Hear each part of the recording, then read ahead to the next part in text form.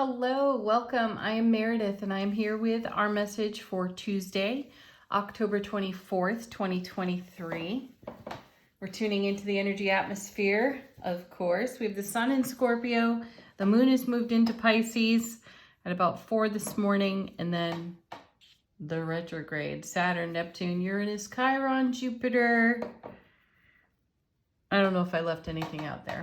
Anyway, let's tune in. What's happening out there in the big wide world of tarot? Our first card is the Queen of Pentacles.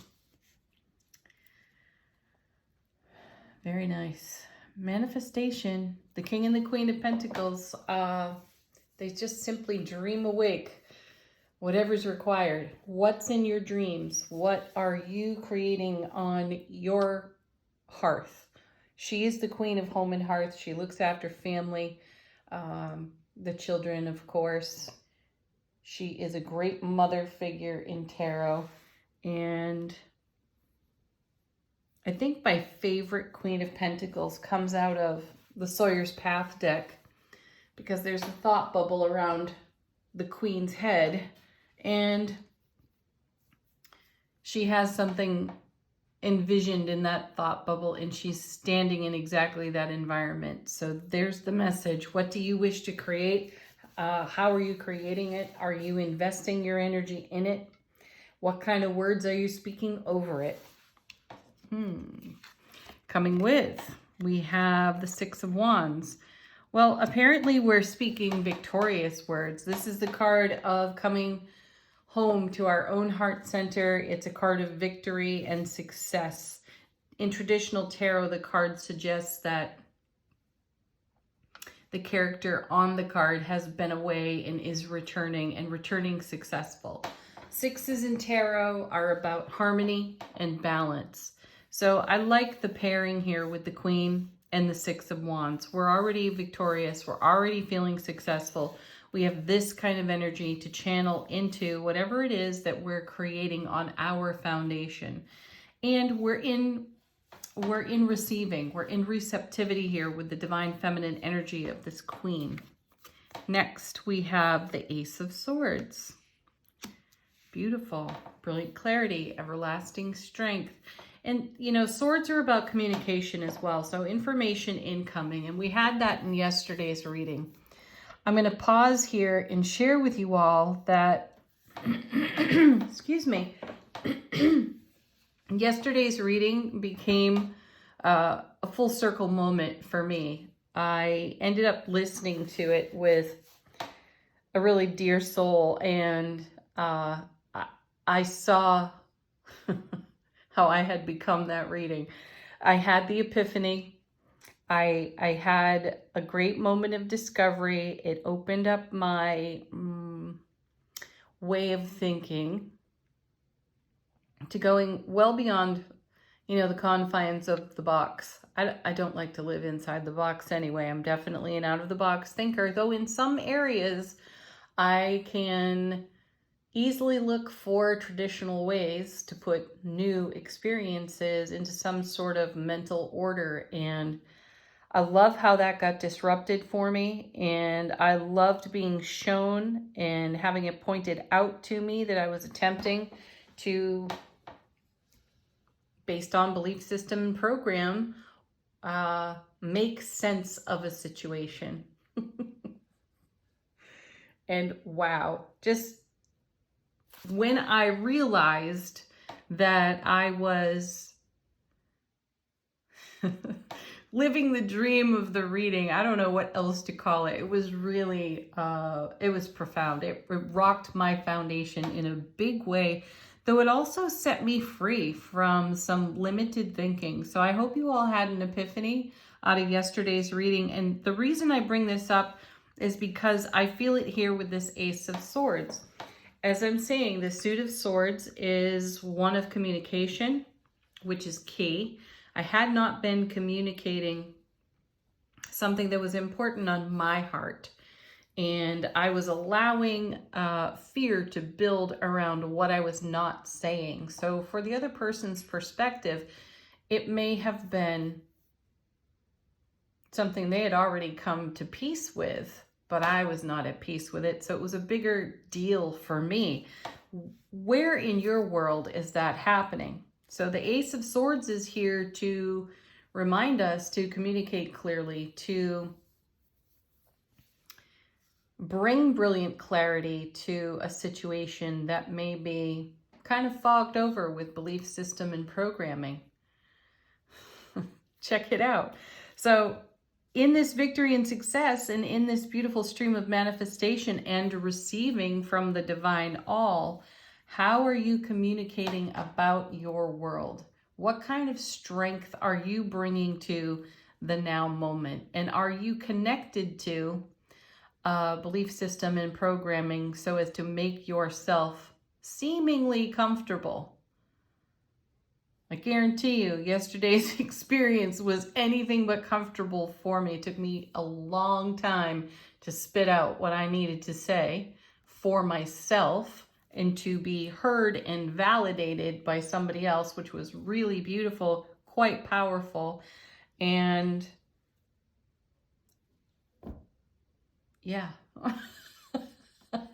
I don't know what else to say about that. I'm still in a little bit of pleasant shock over the experience. I remember saying to the person that I was sharing with yesterday that you could not make that happen. You could not have orchestrated that situation. And I like the surprise and I like the delight that has swept in as a result of that reading yesterday. So where are we carrying it today? What kind of victory and success are we investing in something brand new? Remember that aces are divine and cosmic gifts. They are the beginning of a suit. They speak to new beginnings and fresh starts. So how are you channeling your energy into a fresh start with potentially new information that came off that Four of Cups in yesterday's reading? Intuitive, emotionally fulfilling, and so on. How are you investing that? Next week, oh my gosh, look at this. Here's the World.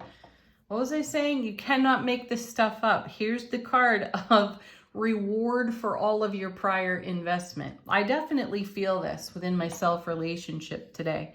I feel rewarded for finding my courage to speak something that was really at a point of bothering me.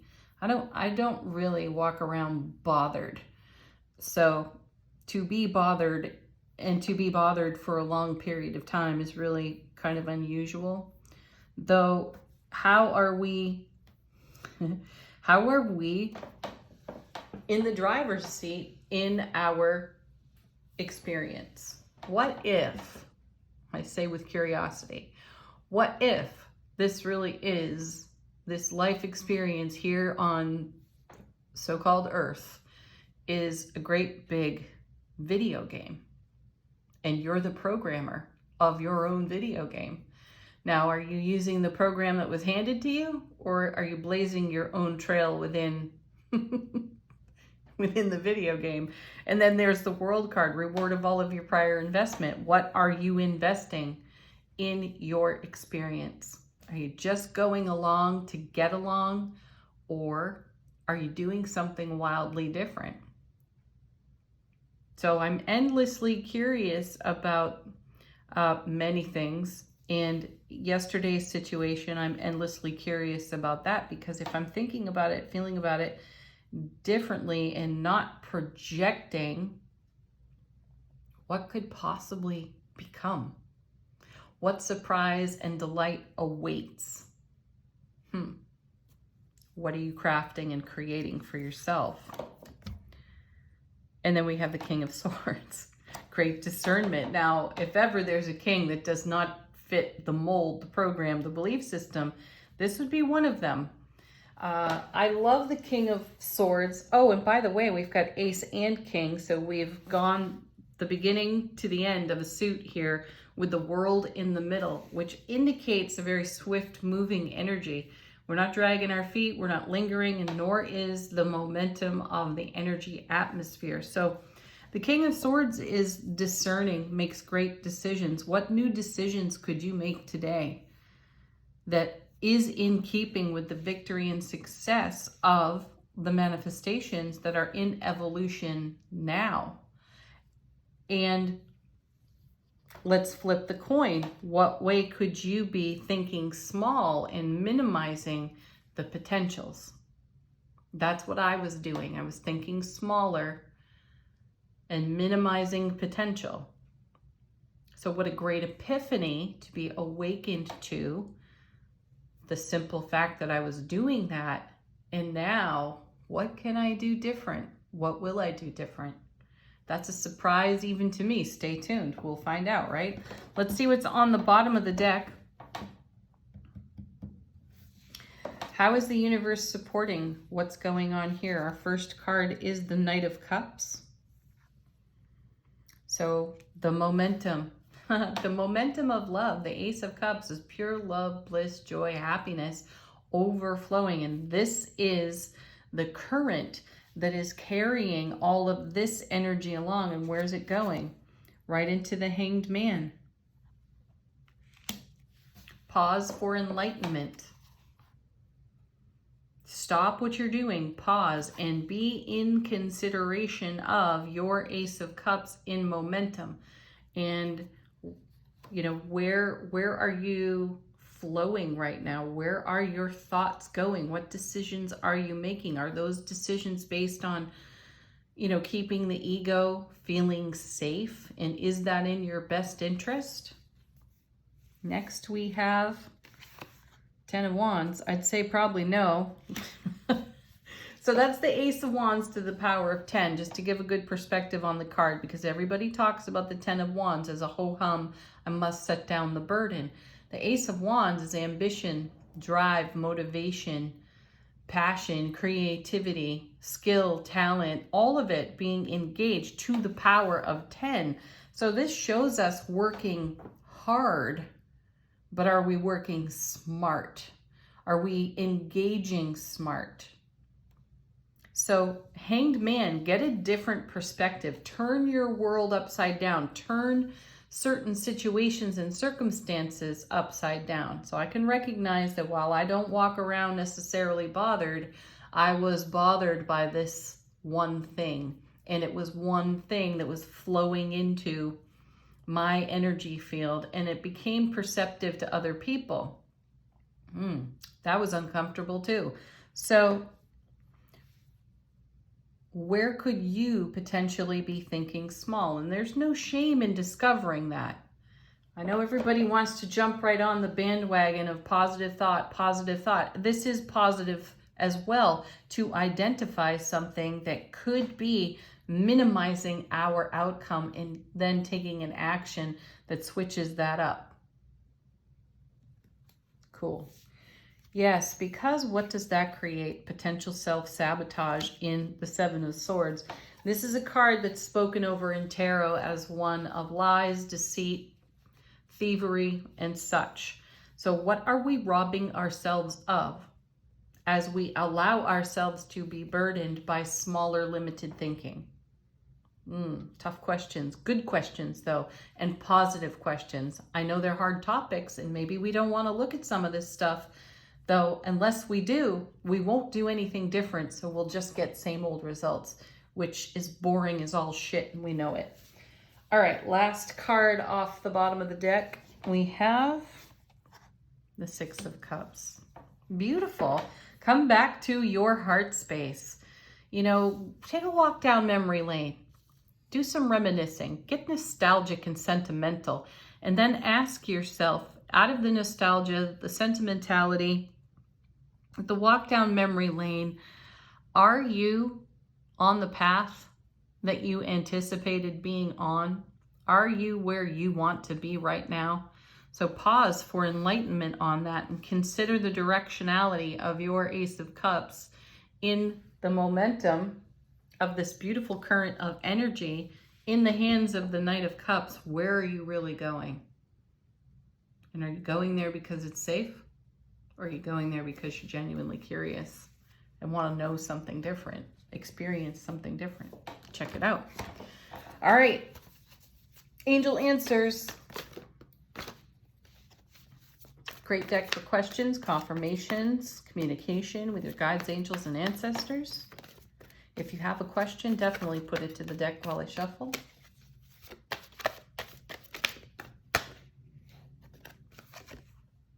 Ask your angels. Great card.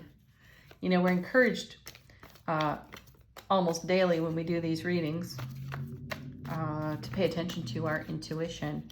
And for me, speaking with my angels is part of my intuitive process. Not that I necessarily think of it as a process, but when I'm stumped, this is where I go. And I have been asking the angels lately. In another reading at another time, I'll have to share with you an angel on the other side. She crossed over several years ago. She still shows up in my world, but I had a nice ghostly experience with her that sort of fits into this whole thing. But we don't have time for that in this video today. So again, stay tuned. Next card, forgiveness, and forgive yourself. Ho'oponopono. Great way to go here. It's okay. Let yourself off the hook and let everybody else off the hook too. I'm sorry. Please forgive me. Thank you. I love you. There's the Ho'oponopono right there. It changes the energy field around whatever circumstance you are navigating. And the outcome can be wildly unpredictable in a positive direction. And then, no need to worry. Oh, I love this. No worrying. I found myself worrying, which was, again, wildly uncomfortable. Next. Look at this. Big happy changes. Yes. Yes. Big happy changes can happen because we're not standing in our own way anymore. So it's your happiness that makes the big changes. So don't worry about any of that. Talk to your guides and angels. Ho'oponopono for the situation you may find yourself in. And allow yourself to be blessed. Overthinking. That's worrying too. Final word on the reading, Shaman's Dream Oracle. How is our soulful presence informing our waking consciousness? And we have, oh, very nice, Fortune's Wheel, luck and right timing. I'd say good fortune and perfect timing, divine timing. So, blessings, everyone. Share your story if you wish. Send it to me in an email. Put it in the comments. I appreciate the comments and the emails. Thank you all so much for sending them. I do read them. Pardon my not replying lately. It's still in my heart to do so.